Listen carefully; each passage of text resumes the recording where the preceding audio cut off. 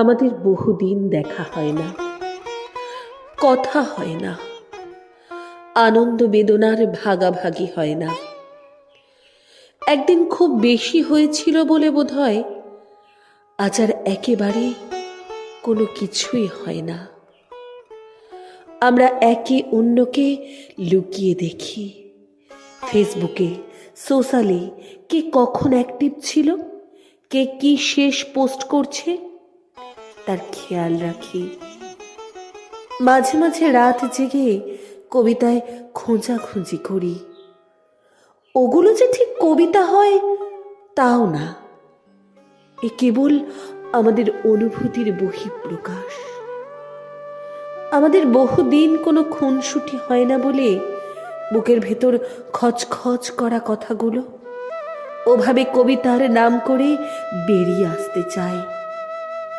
এসবকে কি আদৌ কবিতা বলা চলে?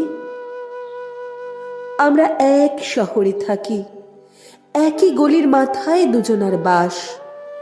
সকালে একই কাকের ডাকে আমাদের ঘুম ভাঙে, একই হকারের চিৎকারে আমাদের পড়াশোনায় ক্ষতি হয়। তবুও মাঝে মাঝে মোড়ের দোকানে কোনোদিন হুটহাট দেখা হয়ে গেলে আমরা একে অন্যকে দেখেও না দেখার ভান করে চলে আসি।